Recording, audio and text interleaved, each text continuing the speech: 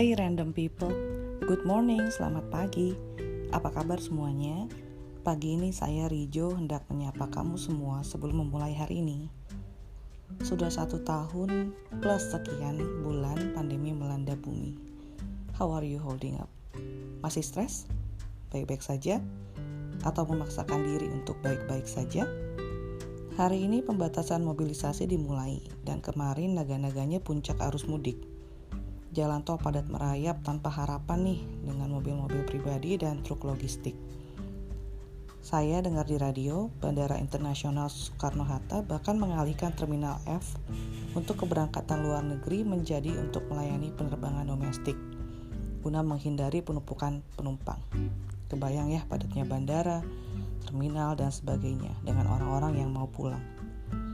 Banyak orang yang saya kenal sudah cabut dari kemarin dan baru kembali ke kota masing-masing tanggal 18 mendatang. Bagi mereka yang pulang, ingatlah protokol kesehatan untuk fisik dan dompet ya. THR jangan dihabiskan, masih ada kehidupan alias cicilan menanti setelah liburan. Bagi mereka yang tidak pulang, sabar-sabar ya. Semoga seperti tahun lalu, tatap layar sedikit mengobati kerinduan pada orang tua, sanak saudara, dan handai taulan. Terus terang, yang paling saya kehilangan sejak pandemi terjadi adalah kumpul-kumpul dengan keluarga, apalagi dengan segala pertanyaan ajaibnya. Mana pacarnya? Kapan lulusnya? Kapan nikah? Kerja di mana? Kapan punya anak? Kapan nambah anak? Dan seterusnya. Seorang sepupu saya yang terkenal galak sampai dengan pedas nanya balik. Gak sekalian nanya kapan gua mati. Aduh, gak usah se-ekstrim itu ya. Mereka yang bertanya adalah mereka yang peduli. Dan kalau pertanyaan itu diulang-ulang, itu karena mereka yang bertanya gak saling ngobrol loh. Misalnya nih, Tante A nanya ke saya, kapan saya lulus? Tante B nanya hal yang sama beberapa waktu kemudian, di arisan keluarga yang sama. Wajar aja guys. Tante A dan B gak dengan sengaja ketemu buat ngobrolin hidup perkuliahan saya. Jadi wajar dong kalau mereka tanya ulang ke saya sebagai sumber informasi yang paling valid, ya gak sih?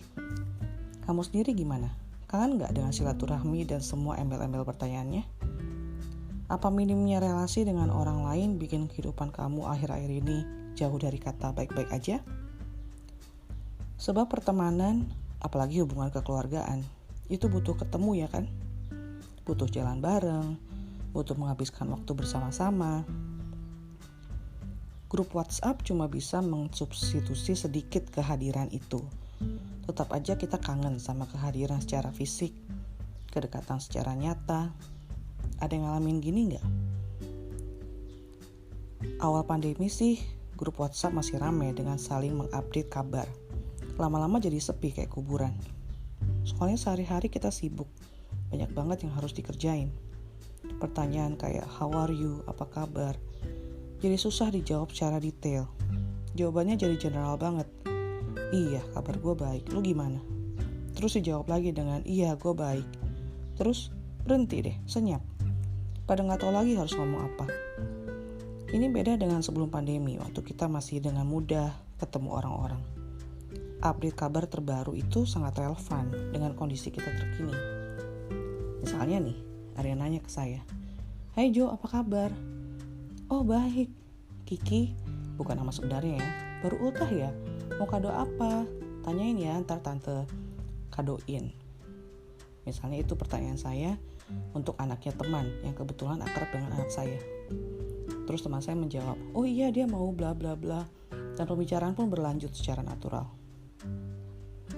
Karena waktu kita tatap muka, kita melihat mata, kita melihat gerak-gerik, bahasa tubuh, yang membuat kita aware. Ini pembicaraan mau dilanjutkan atau enggak?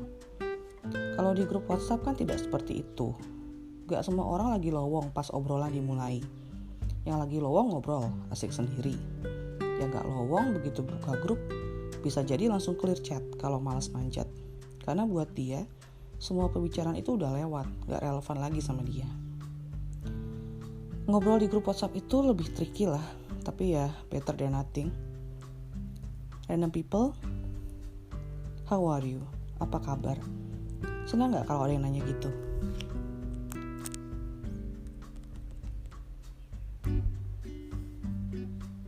Senang gak kalau kita nanya gitu dan dijawab secara detail? Kabar gue baik Jo, karena gue masih dapat THR full tahun ini. Atau kabar gue gak baik Jo, karena banyak yang kena COVID di kantor gue khawatir bawa virus ke rumah. Atau kabar gue so-so aja Jo, gak ada yang menarik terjadi akhir-akhir ini. Tiap hari sama aja. Gue bahkan gak lihat kalender, gue gak tahu bedanya Senin sampai Minggu. Detail people. We need detail. Supaya kita bisa ngerti dan berempati. Kabar gak baik karena penjualan di toko menurun? Oh, I can relate to that. Kabar baik karena anak-anak sehat-sehat aja sejak pandemi merebak. I am glad that it happens to you. Begitulah, kita perlu detail supaya kita bisa mengerti kondisi orang lain, supaya kita bisa berempati. Ada juga yang bilang, gue kangen ortu yang tinggal di luar kota. Sebagai anak yang orang tuanya udah tinggal deket, tetap aja I feel you. Karena butuh hampir 6 bulan buat keluarga besar saya, yang mencakup orang tua, adik, ipar, dan keponakan, untuk bertemu tanpa parno berlebihan. Yang biasanya sering ketemu, seminggu sekali atau lebih, jadi jarang banget. Tersiksa deh saudara-saudara. Untungnya dengan orang-orang semakin aware dengan protokol kesehatan, anak-anak yang mudah diajari untuk memakai masker, menjaga kebersihan tangan, dan lain-lain, ada sedikit rasa lebih aman waktu ketemuan. Saudara yang paling kasihan selama pandemi ini orang tua, karena mereka susah ketemu dengan anak-anak, dengan cucu-cucu. Cucu-cucunya harus ekstra hati-hati, apalagi kalau anak mantunya masih pada work from office. Terus orang tua yang punya comorbid juga lebih parno. Wah, nanti ketularan virus kalau sering kumpul sama orang-orang, even keluarga sendiri. Ya, pandemi ini bikin kita harus banyak-banyak bersabar dan rendah hati ya. Semua orang kesusahan secara ekonomi, secara emosional. Menyalahkan keadaan gak ada gunanya. Minimalkanlah stres lagi kita bisa. Kita gak bisa kendalikan semua hal, tapi kita bisa kendalikan reaksi kita. Tanyalah kabar. Sempatkanlah diri ngomong how are you sama orang-orang terdekat kita. Itu akan mengarah ke pertanyaan selanjutnya. How can I help? Beneran loh, saya terinspirasi banget sama karakter Max Goodwin di serial NBC yang judulnya New Amsterdam. Serial ini adalah serial medis, ya seperti serial medis yang dulu-dulu kayak Grey's Anatomy yang udah berseason-season, atau dulu ada ER. Ini berpusat di sebuah rumah sakit publik. Karakter utamanya adalah Dr. Max Goodwin, seorang medical director atau direktur rumah sakit, di mana rumah sakit yang dia kepalai, New Amsterdam, adalah rumah sakit publik terbesar di New York. Serial ini diangkat dari novel yang terinspirasi oleh kisah nyata. Novelnya ditulis oleh mantan medical director dari Bellevue Hospital.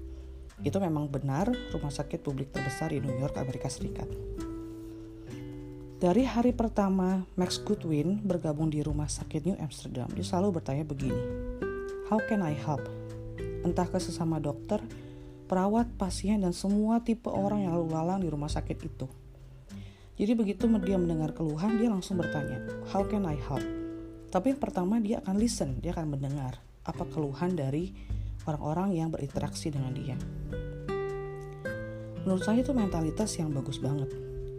It displays something that makes us so human. Humility. Kesadaran bahwa kita tuh gak sendirian. Kita perlu bantuan orang lain. Kita perlu membantu orang lain untuk maju bersama. Kalau tiap orang hanya memikirkan kepentingannya sendiri, akan selalu ada silo. Semua orang akan sibuk dengan box-boxnya sendiri, sekat-sekat dalam pikirannya sendiri, yang membuatnya tidak terkoneksi dengan orang lain. We cannot achieve much with that kind of approach. How are you random people? Apa kabar? Apa kabar dalam bahasa-bahasa lain bisa diartikan sebagai how is it going with you? Gimana hal-hal dalam kehidupanmu? Is everything fine? Semua baik-baik aja? Dalam bahasa Jerman, Wie geht es, dan Perancis, Comment ça va, mengindikasikan itu. Bagaimana akhir-akhir ini? Apa yang terjadi dengan hidupmu? Di dalam bahasa Jepang dengan O Genki desu ka dan Korea dengan Annyeonghaseyo menanyakan kesehatan tubuh pertama-tama. Orang zaman now bilang, kesehatan mental itu lebih penting daripada kesehatan badan. Kalau saya sih, tim kesehatan badan di atas kesehatan mental.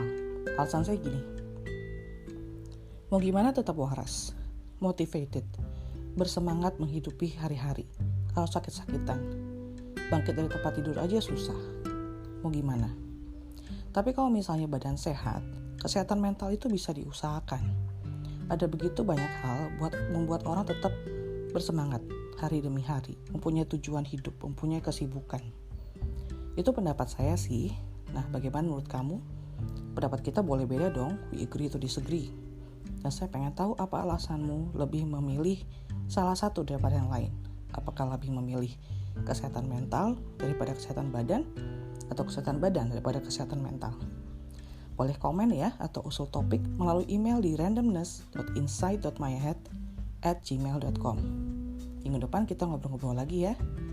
Talk to you later, random people. Have a blessed day.